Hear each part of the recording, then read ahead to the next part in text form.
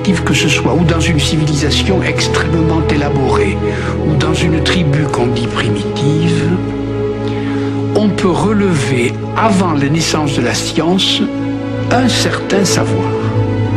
Il y a presque toujours des nombres, des formes, des classifications d'animaux et des médecins. Ce n'est pas encore là le début de la science. Pourquoi? Parce que, à certains moments de l'histoire, une chose extraordinaire se passe, c'est que tous les savoirs bougent ensemble. Tout se transforme et tout se met à naître. Et, par exemple, actuellement, tout change.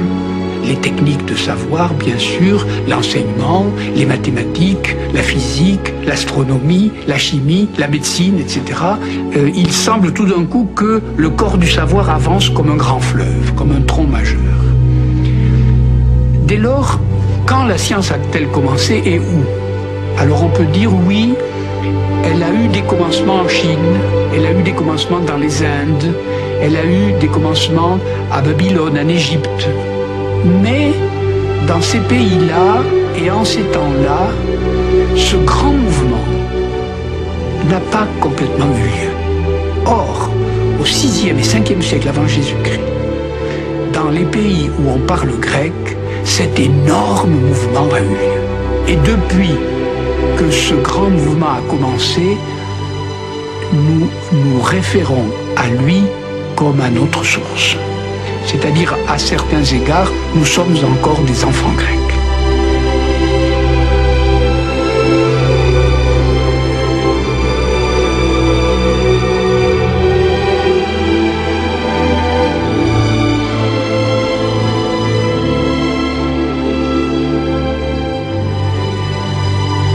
Ce que les Grecs inventent d'abord, c'est ce qu'ils ont nommé la paideia. C'est-à-dire, au fond, ce que nous appellerions l'éducation des enfants. Qu'apprenait-on? On apprenait d'abord l'Odyssée d'Homère, l'Iliade et l'Odyssée d'Homère, les poèmes homériques. Et l'Odyssée est un voyage. On voyait partir Ulysse, le marin astucieux, dans toutes les terres et les mers inconnues. Et ce voyage, c'était la pédagogie. Lorsqu'Ulysse part en voyage, il part par les terres connues et les mers inconnues, et par conséquent, on cartographie le monde. Et le premier apprentissage de l'enfant grec, c'est le monde. La géographie. Par parenthèse, à mesure qu'on fait de la géographie, on fait aussi un peu d'histoire. Les peuples que l'on rencontre, les terres que l'on traverse, et ainsi de suite. Mais lorsqu'on navigue, il faut tout de même se repérer, et non seulement on observe les côtes, mais on observe aussi le ciel. Immédiatement, on apprend des éléments d'astronomie. Mais pour naviguer, il faut savoir aussi barrer, amener les voiles, l'ensemble des actes que fait un marin sur un bateau. Mais de plus, comment construire le bateau? Mais de plus, comment se repérer avec la lumière? Et par conséquent, tous les arts, tous les métiers et toutes les sciences du temps sont enveloppés dans le récit de l'Odyssée. Et la paideia est à la fois savante, parce que beaucoup de choses scientifiques se trouvent dans ce texte, mais elle est aussi plaisante, parce que l'Odyssée est un texte merveilleux qu'on peut réciter parce qu'il y a des vers et chanter parce qu'il y a de la musique.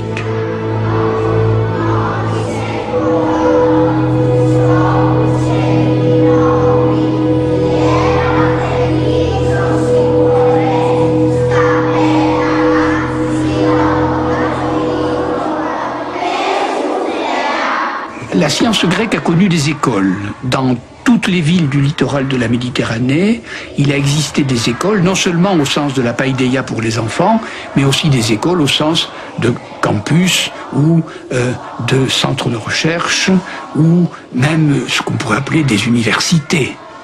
Les plus grands noms, Hippocrate était à Kos, comme Platon était à Athènes, Archytas de Tarente, Platon d'Athènes, Hippocrate de Kos, Eudoxe de Cnide, Thalès de Milet. On donne leur nom et on donne aussi leur lieu d'origine.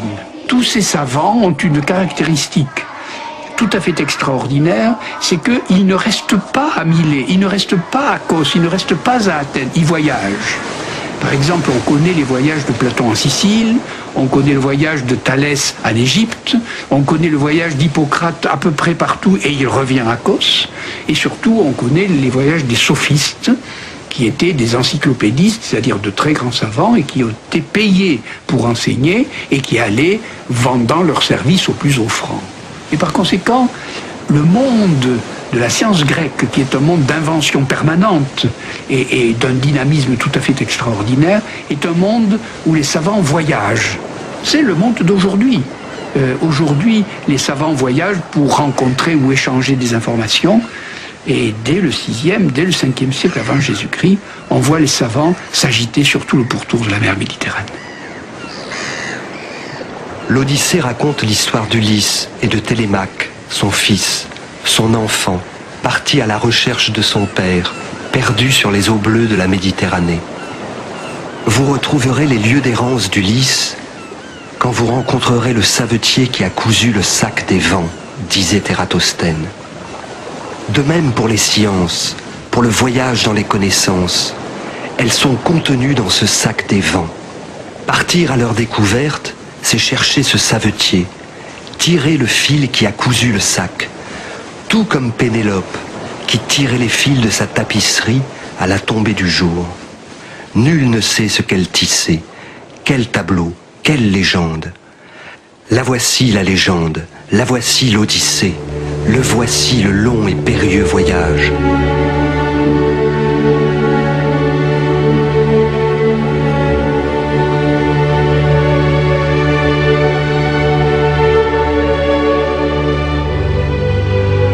Dans un endroit tout à fait petit, entre la côte turque et quelques îles de la Méditerranée, comme un coup de tonnerre, une invention a eu lieu voici déjà 2 millénaires. Et cette invention tient à un mot, un seul mot. Lorsque nous voulons parler de science aujourd'hui, nous disons par exemple biologie, ça veut dire bio, la science du vivant. On dit cosmologie, cosmos c'est la science du monde. On dit topologie, topos c'est la science des lieux. Mais dans tous les cas on dit logie. Et logie ça veut dire le discours rigoureux. Et cela se disait en grec logos. Nous ajoutons à tous les mots logie pour dire qu'il s'agit d'une science. Et ce logos, qui voulait dire la parole ou le discours dans la langue grecque ordinaire, voulait dire dans la science le rapport A sur B. Et encore mieux, le double rapport A sur B égale C sur D. Et ils appelaient cela l'analogie. Et ce logos, ou ce rapport, a été inventé exactement dans ce lieu. Voici comment.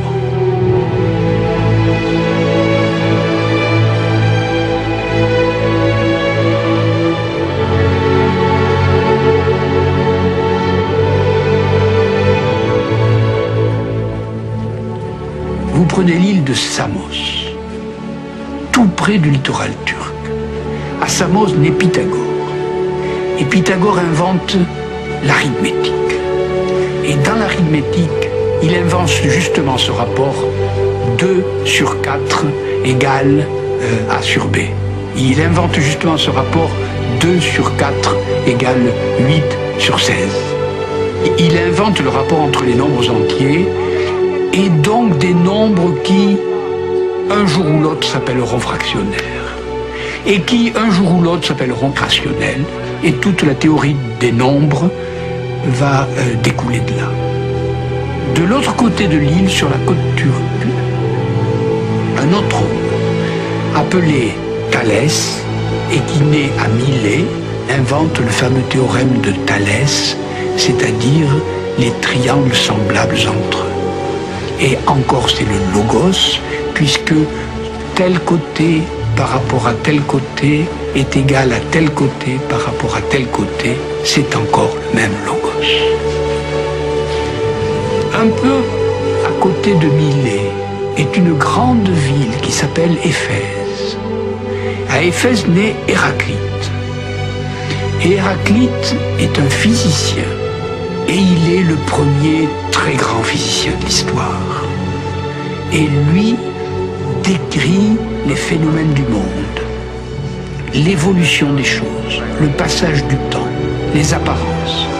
Et il cherche derrière les apparences la cause des choses. Et cette cause, il l'appelle le logos. Le logos arithmétique, le logos géométrique, le logos physique. Vous descendez encore la côte turque et vous arrivez dans un port aujourd'hui détruit qui s'appelle Cnide. Et là, Eudoxe de Cnide invente de nouveau un logos, et ce logos un peu plus compliqué donnera naissance à tout le discours algébrique moderne. C'est le logos de l'algèbre. Eh bien, remontons maintenant la côte turque et allons de nouveau dans les îles. Et juste à côté de Samos, il y a une île appelée Patmos, où, bien après l'ère grecque, Saint Jean l'évangéliste a écrit cet extraordinaire début de son évangile, où de nouveau il dit « au commencement était le logos ». Et ce logos, pour lui, c'est encore un rapport, exactement le même rapport que l'ère grecque avait inventé, puisqu'il dit « Dieu est à son Fils ce que son Fils est à l'homme même ». Donc il dit de nouveau le rapport et l'égalité de deux rapports. Et donc dans un petit mouchoir de poche, c'est-à-dire dans un espace extrêmement petit que vous pouvez visiter à la voile en 2 jours, entre le littoral de la Turquie actuelle et quelques îles disséminées le long de ce littoral, vous êtes dans le lieu où, voici 2 millénaires, naquit ce qui fit de nous des esprits rigoureux, c'est-à-dire le logos et le rapport de langue grecque.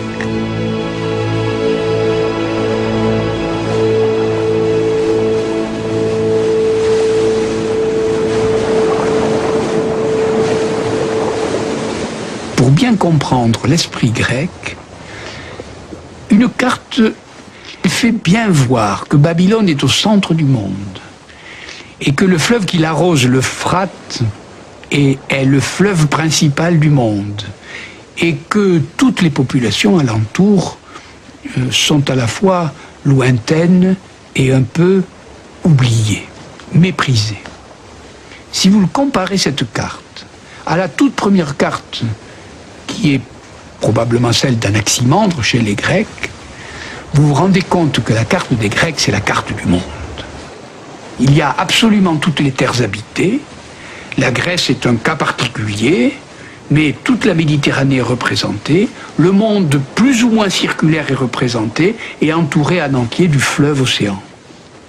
D'un côté, vous avez une carte particulière qui considère que sa propre ville est le centre du monde, et déjà de l'autre côté, vous avez une carte du monde,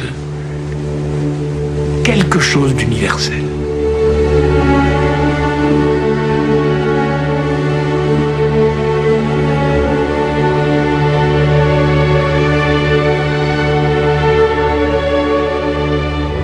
Muse, dis-moi le héros aux 1000 expédients, l'inventif, qui tant erra quand sa ruse eut fait mettre à sac l'acropole sacrée de Troade, qui visita les villes et connut les mœurs de tant d'hommes, combien en son cœur il éprouva de tourments sur la mer, quand il luttait pour sa vie et le retour de ses compagnons.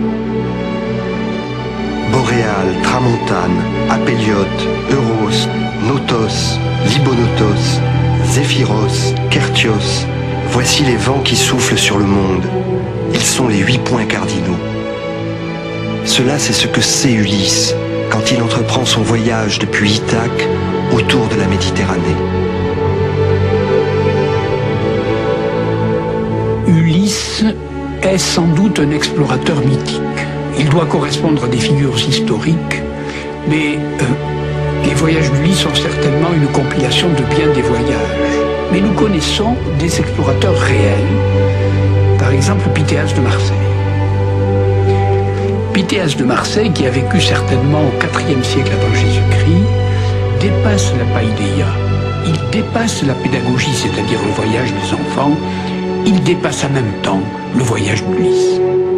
Il part de Marseille, il vogue vers le sud, il passe ce qu'on appelait les colonnes d'Hercule, c'est-à-dire le détroit de Gibraltar, il remonte le long de la côte espagnole, il reconnaît les îles du Ponant, du côté d'Ouessant, il passe vers la Manche, il fait sans doute le tour de l'Angleterre. Certains pensent qu'il est allé jusqu'à l'Islande, en tout cas il explore la Scandinavie, c'est-à-dire ce qu'on appelle aujourd'hui la Norvège, la Suède et les côtes de Finlande. Il a donc une expérience très large des pays et des mers en dehors des terres habitées, c'est-à-dire de la Méditerranée. Et nous sommes à peu près certains qu'il l'a fait pour plusieurs raisons. D'abord parce que Pline l'Ancien, dans son histoire naturelle, raconte avec beaucoup de précision un ouvrage qu'il aurait écrit, que nous n'avons plus bien entendu, et qui s'appelle Sur l'océan, où il estime la force des marées sur la côte bretonne, avec des rythmes de marée, et il semble bien qu'il ait eu une très bonne théorie pour expliquer le rythme des marées d'après la Lune, c'est-à-dire il est à peu près certain que l'influence de la Lune sur les marées était connue dès le IVe siècle par Pythèas de Marseille. J'ai vérifié dans ce golfe tranquille l'influence de la Lune sur le flot. En ce moment, Artémis, notre vaisseau, se montre dans toute sa splendeur, et la mer s'est avancée plus loin qu'hier, mais s'est aussi retirée plus loin. La différence de hauteur semble être de 4 fois 20 coudées, ce qui me paraît énorme.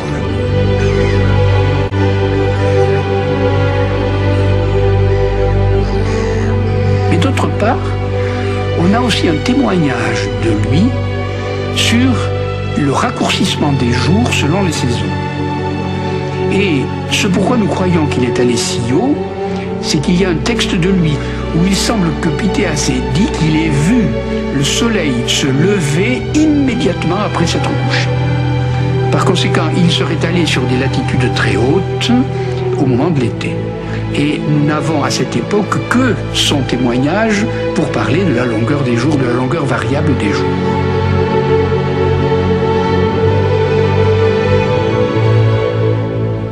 Le soleil s'est enfin montré entre les nuages gris. J'ai pu calculer les nombres qui forment une relation entre l'ombre et la hauteur du gnomon. Nous approchons du solstice et le jour est encore plus long ici qu'au pays des Bretons septentrionaux. Il dépasse 19 tours de sablier. Comme j'essayais de faire comprendre aux hommes du pays que je voulais aller à Thulé, ces barbares nous ont montré le lieu où se trouve la couche du soleil, l'endroit où le soleil a son trône et son lit, car c'est là qu'il se couche et c'est là d'où il se lève. Et il est avéré aussi par d'autres historiens qu'il aurait inventé la notion de latitude. Comment a-t-il inventé la latitude? C'est que lorsqu'on regarde un cadran solaire, tout le monde croit qu'il donne l'heure. Un cadran solaire, pour les Grecs, ne donnait pas l'heure, c'était un observatoire astronomique. Et cet observatoire astronomique donnait la longueur de l'ombre au jour le plus court, la longueur de l'ombre au jour le plus long, c'est-à-dire aux 2 solstices d'hiver et d'été, et il donnait la longueur de l'ombre au jour de l'équinoxe. Et que si on trace l'angle formé par la tige du gnomon ou du cadran solaire, l'extrémité du gnomon et le point de l'ombre équinoxiale, on obtient un angle qui est très exactement l'angle de la latitude. Et c'est cette observation que pour la première fois Pythéas de Marseille a faite. Et il a remarqué que cet angle-là était la hauteur du lieu considéré. Par les rapports de la longueur du gnomon et de celle de son ombre, je peux affirmer que nous sommes en ce moment à plus de 9000 stades de Marseille, au-dessus de la ligne médiane du monde. Le jour dure en ce moment près de 18 tours de sablier. Mais les barbares m'ont fait comprendre que pendant l'hiver, le soleil ne s'élève au-dessus de l'horizon que de 9 coudées, ce qui concorde avec la hauteur du soleil à la position de Marseille. L'inventeur ici de la latitude ne peut pas porter autre chose que 3 titres à la fois. Il est astronome parce que le cadran solaire est un observatoire astronomique. Il est géographe parce qu'il détermine la latitude du lieu, et il est géomètre parce qu'il ne découvre cela que grâce à un théorème concernant l'égalité des angles alternataires. Parce que pour trouver l'angle à latitude, il faut aussi faire une certaine opération sur le schéma indiqué par le gnome. Et donc là, son exemple est intéressant pour mettre en rapport la légende et l'histoire. C'est-à-dire d'un côté l'exploration de la Terre, de la figure de la Terre, de la mesure de la Terre, et le rapport qu'il peut y avoir là avec les schémas géométriques, c'est-à-dire les points, les angles, les lignes droites et les mesures. L'Artémis flotte au milieu d'une chose inconnue, que je ne peux qu'appeler le poumon de la mer. Ce n'est pas de la glace dure, ce n'est pas de l'air, ce n'est pas de l'eau.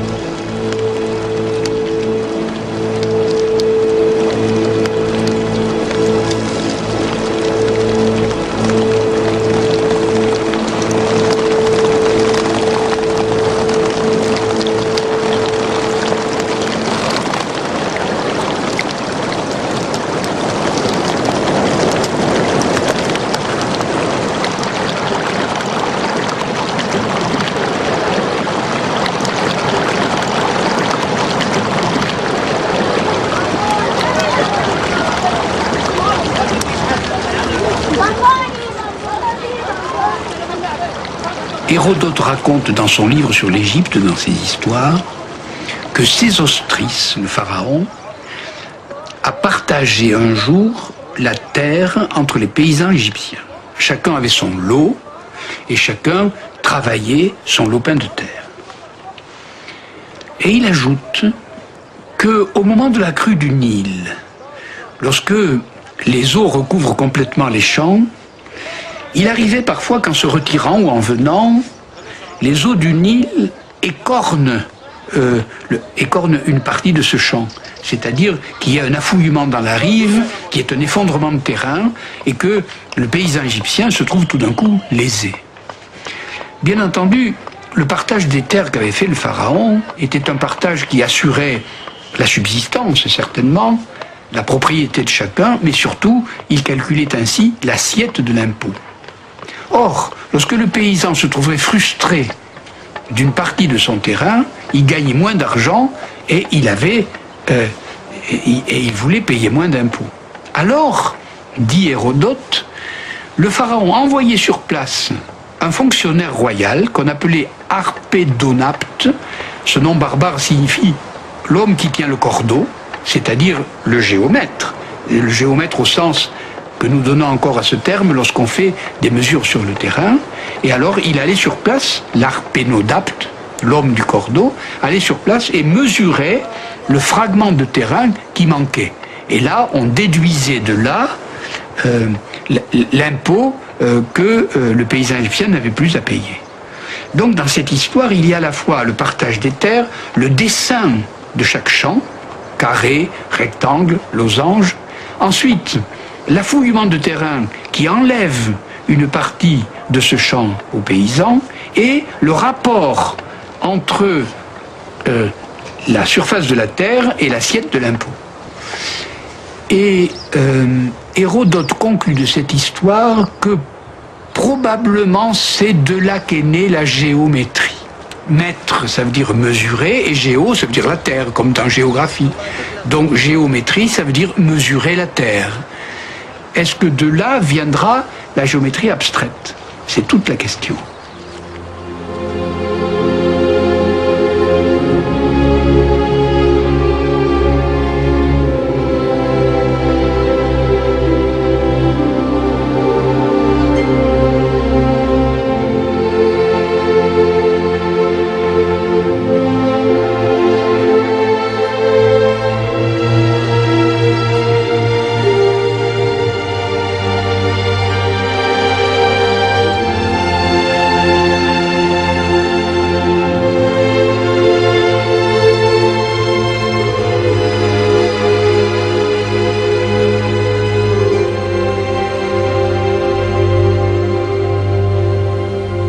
Et on raconte que Thalès, parti un jour pour l'Égypte, voit le soleil se lever et se coucher derrière les 3 grandes pyramides. Et mesurant l'ombre que faisaient les pyramides devant le soleil, il a rapporté cette ombre à l'ombre que faisait son propre corps à la même heure. Vous voyez donc la pyramide debout, l'ombre longue qui étale sa noirceur derrière la pyramide, vous voyez l'homme debout, son ombre portée sur le sable, voilà 2 triangles, et il observe qu'il y a le même rapport entre la hauteur d'une pyramide et son ombre portée que le rapport entre son propre corps et l'ombre portée de son corps. Il invente donc le fameux théorème des triangles semblables. Et ce théorème des triangles semblables, c'est le théorème de l'échelle. C'est-à-dire, est-ce qu'on peut représenter un objet qui garderait la même forme et qui n'aurait pas la même taille? Invariance de forme par variance de taille. Et l'invariance de forme par variance de taille, c'est précisément le problème de l'échelle. On voit donc bien là qu'on peut, de nouveau, comme au moment du Pythèse de Marseille, faire un rapport entre la géographie, c'est-à-dire le problème de la carte, le problème de la représentation, le problème de l'échelle, d'une part, et d'autre part la géométrie, c'est-à-dire l'invention du théorème des triangles semblables et probablement l'invention du premier de tous les théorèmes, c'est-à-dire l'invention de la géométrie elle-même.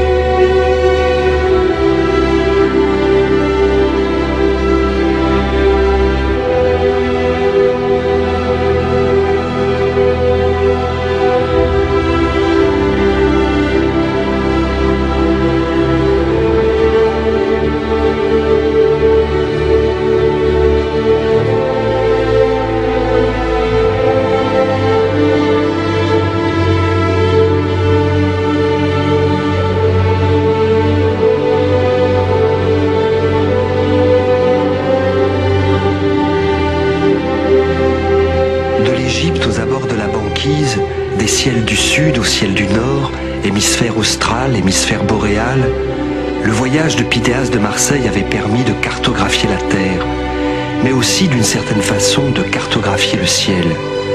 Le ciel des Grecs n'était pas le ciel de l'Islande découverte par Pythéas, ni celui de l'Égypte où s'étaient rendus Thalès et Ératosthène. Le voyage avait permis d'agrandir ensemble terre et ciel. Ulysse lui-même avait dû voir des constellations près de l'actuelle Tunisie, qu'il ne pouvait voir dans le ciel d'Ithaque.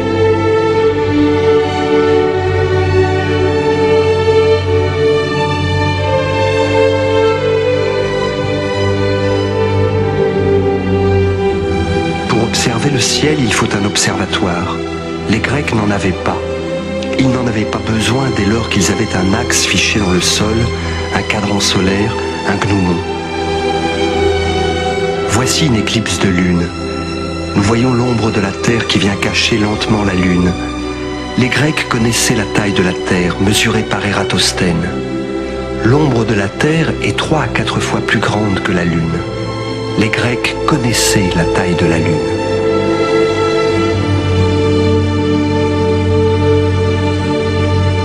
Et ici, Aristarque de Samos estimait la distance relative du Soleil et de la Lune à la Terre, en prenant des mesures sur un triangle construit le plus exactement possible, de façon à être semblable au triangle rectangle formé par les 3 astres, à l'instant où la Lune se trouve en quadrature, et où, pour définir le triangle, il suffisait d'observer l'angle à la Terre. Comme Thalès, Aristarque fabrique le modèle réduit de telles situations astronomiques. Mesurer l'inaccessible consiste à le reproduire ou à le mimer dans l'accessible. C'est ce que fait Thalès, c'est ce que fait Aristarque, c'est ce que fait toute légende.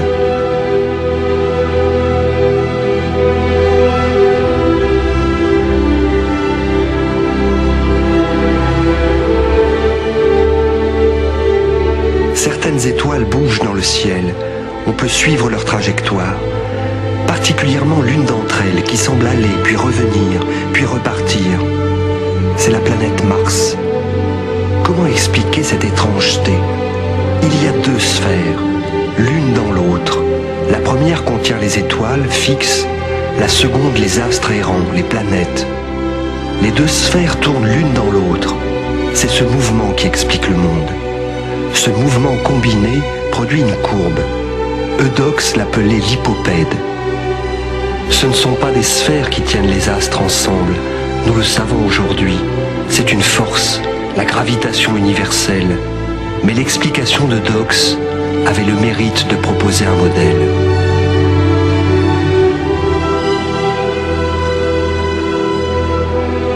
Ce qui caractérise l'astronomie grecque dès le départ, par rapport à toutes les astronomies qui la précèdent ou l'accompagnent, c'est l'extraordinaire précision du modèle géométrique qu'ils ont utilisé. Les Grecs n'avaient qu'une idée, et ils le disent très souvent, c'est de rendre compte des apparences. Qu'est-ce qui m'apparaît et comment peut-on expliquer ce qui apparaît? Le mot phénomène est un mot grec, ça veut dire l'apparence. Derrière l'apparence, il y a une raison. Et cette raison, elle est toujours expliquée de manière géométrique. Et par exemple, les Grecs, depuis le départ jusqu'à Ptolémée, à la fin de l'ère grecque, ont réellement hésité entre l'idée que le Soleil pourrait être au centre du monde ou que la Terre pourrait être au centre du monde. Et donc il y a deux modèles possibles, ce qu'on a appelé le géocentrisme, la Terre est au centre du monde, ou l'héliocentrisme, le Soleil est au centre du monde. Et à supposer que le premier soit vrai, alors il y a un modèle géométrique qui l'explique. Comment les planètes tournent autour du Soleil, comment la Terre tourne autour du Soleil.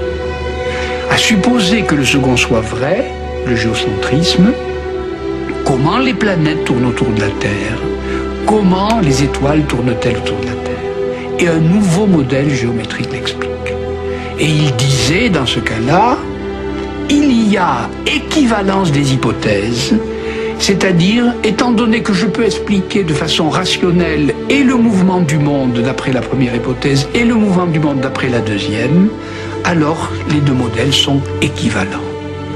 On n'a pas d'idée d'une telle précision, d'une telle exactitude et d'une telle tolérance dans les théories. Les Grecs ont fait rentrer dans l'astronomie le modèle de la géométrie. Et c'est depuis cette voie qui a été choisie par la science et nous n'en sommes jamais sortis. C'est un chemin qui ne nous a jamais manqué.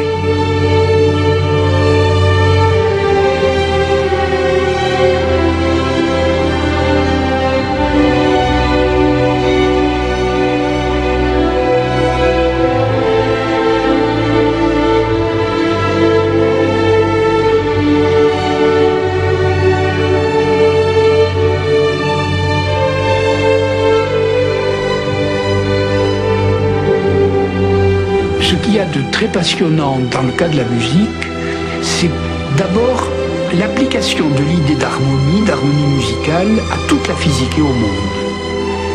Et lorsque Platon écrit le Timée, c'est-à-dire le dialogue qui relate la création des choses, ou la fabrication de l'univers, l'idée d'harmonie est toujours là, aussi bien pour expliquer la circulation des astres, que pour expliquer la forme du ciel, que pour expliquer le mélange même des choses. Il y a toujours une idée musicale, c'est-à-dire la gamme est utilisée pour faire voir la structure profonde des choses. Et d'autre part, une des théories pour expliquer la création même des mathématiques grecques, c'est précisément la musique. On raconte que Pythagore, sortant d'une promenade, avait entendu le forgeron au travail. Il avait écouté le bruit que faisait le marteau sur l'enclume. Et revenant chez lui, il aurait, dit la légende, pendu des cordes à son plafond avec des poids et il aurait cherché des correspondances sonores avec la longueur de la corde.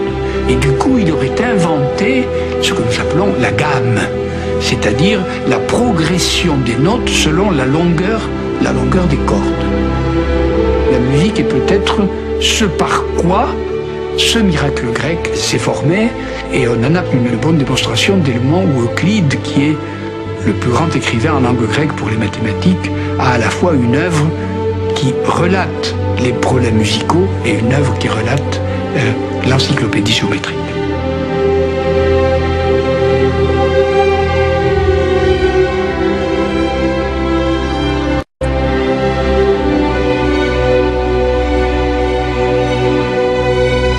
Théorie qui touchait à la fois au monde physique et au monde abstrait chez les Grecs était la théorie pythagoricienne, qui n'avait d'ailleurs qu'une phrase pour l'exprimer: toutes choses sont nombre. Il voulait dire par là que le nombre était le modèle d'explication générale de toutes choses. Et donc cela a été vrai pour l'astronomie, aussi bien le mouvement des cieux, cela a été vrai pour la musique, puisque les rapports musicaux n'étaient que des nombres. Cela a été vrai pour absolument toutes les apparences, pour l'histoire, pour la datation, et même probablement pour les petits cailloux. Ces petits cailloux que les latins appelaient calculus, c'est-à-dire ceux avec quoi on fait le calcul. Donc même la structure atomique ou la structure intérieure des choses était exprimable par des nombres.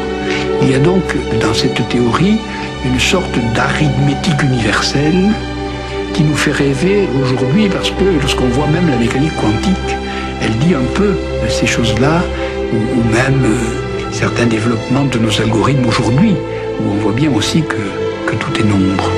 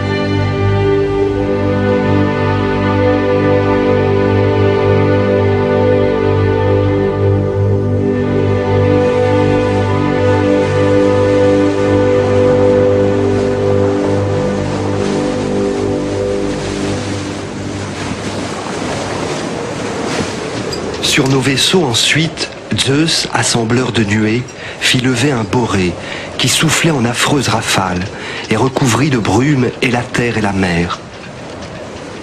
La nuit tomba du ciel. Nos vaisseaux soulevés par l'avant allaient à la dérive, et la violence du vent déchira leurs voilures en 3 ou 4 morceaux. Nous dûmes alors amener les voiles sur les nefs, par crainte de périr, et nous nous hâtâmes à grands efforts de rame de les pousser jusque vers le rivage. Là, durant 2 jours et 2 nuits de suite, nous restâmes étendus sur la terre, le cœur rongé de fatigue et de peine.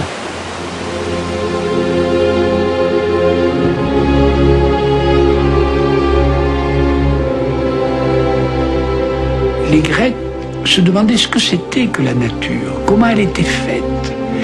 La grande trouvaille des Grecs, c'est l'idée qu'il existe une nature, une physis, c'est-à-dire la physique. Le mot physique vient de ce mot physis qui veut dire la nature. Et il existe une nature inerte et une nature vivante. Et il faut explorer cette nature comme, presque déjà comme un objet. On peut comprendre là l'explosion de la science grecque à ce que cette nature était indépendante des dieux. Au fond, avant les explorations de la science grecque, la médecine, la physique sont toujours plus ou moins mêlés aux activités d'un devin, d'un prêtre, d'un exorciste, plus ou moins mêlés à des pratiques magiques, à des pratiques, disons, de l'histoire des religions. Chez les Grecs, il y a une vraie coupure entre le monde des dieux d'un côté et de l'autre, le monde de la science. Et c'est peut-être une des raisons du miracle grec. Et donc, Hippocrate de Cos, le corpus hippocratique, est un traité parfaitement objectif sur la clinique, sur les observations des maladies, sur la chirurgie.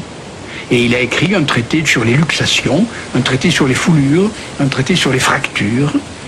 Et non seulement c'était un excellent praticien en observation et en acte, puisque c'était un chirurgien, mais c'était surtout un théoricien. Et il a cherché à savoir quelle était la nature des êtres vivants, la nature de la santé, la nature de la maladie. Et c'est là peut-être que reviennent les nombres et l'harmonie. Parce que la théorie d'Hippocrate, c'est la théorie des humeurs. Les humeurs, c'est le sang, c'est la lymphe, c'est la bile, d'où la théorie des tempéraments. Vous êtes de tempérament sanguin, de tempérament bilieux, de tempérament lymphatique.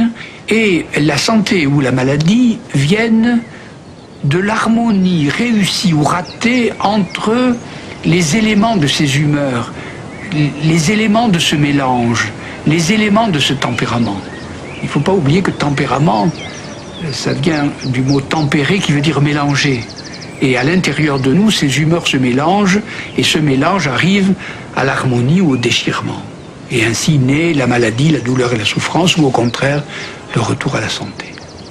Le corps est assimilable à un paysage et du coup comparable à ce qu'on peut décrire des événements et des phénomènes qui se passent sur la Terre. Il y a donc dans le corpus hippocratique non seulement des études pratiques, mais aussi une théorie générale du vivant, de la santé et de la maladie. Et ceci caractérise tout à fait la médecine grecque et d'ailleurs la pharmacie également, puisque Dioscoride, qui est le pharmacien, disons, correspondant à ce que Hippocrate était en médecine, a aussi une théorie qui suppose cet objet qu'on appelle la physis, c'est-à-dire la nature, pour la première fois sans doute indépendante des dieux.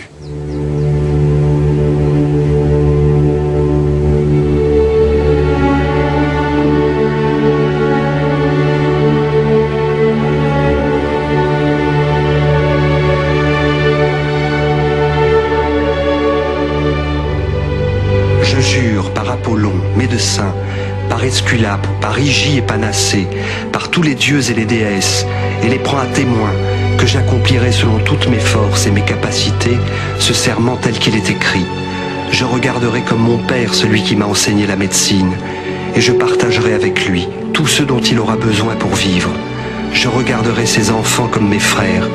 Je prescrirai aux malades le régime qui leur convient, avec autant de savoir et de jugement que je pourrai, et je m'abstiendrai à leur égard de toute intervention malfaisante ou inutile. Je ne conseillerai jamais à personne d'avoir recours au poison, et j'en refuserai à ceux qui m'en demanderont. Je conserverai ma vie pure et sainte, aussi bien que mon art. Je ne pratiquerai pas d'opérations dont je n'aurai pas l'habitude, et les laisserai à ceux qui s'en occupent spécialement. Lorsque j'irai visiter un malade, je ne penserai qu'à lui être utile, me préservant bien de tous méfaits volontaires et de toute corruption avec les hommes et les femmes. Tout ce que je verrai ou entendrai dans la société, pendant l'exercice ou même hors de l'exercice de ma profession, et qui ne devra pas être divulgué, je le tiendrai secret, le regardant comme une chose sacrée. Si je garde ce serment sans l'enfreindre en quoi que ce soit, qu'il me soit accordé de jouir heureusement de la vie et de mon art, et d'être honoré à jamais parmi les hommes. Si je manque et me parjure, qu'il m'arrive tout le contraire. C'est ce serment qui est prononcé aujourd'hui encore par tout médecin qui veut exercer son art, le serment d'Hippocrate.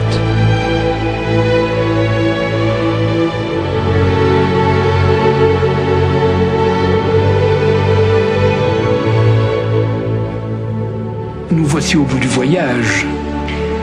Et l'enfant grec ou Ulysse ou nous-mêmes nous avons visité des îles ou des continents. Et ces îles, on peut les appeler des sciences ou des disciplines. Il y a eu le continent mathématique, le continent astronomie, le continent physique, le continent médecine, pharmacie. Nous voici donc au bout du voyage. À un certain moment, la science grecque disparaît. Elle est née, nous savons quand, nous savons certainement où, nous ne savons pas très bien de quoi, mais nous savons qu'à un moment, elle cesse, elle s'endort et elle disparaît. Elle cesse d'irriguer la terre grecque. Mais ce qui naît quelque part reparaît ailleurs.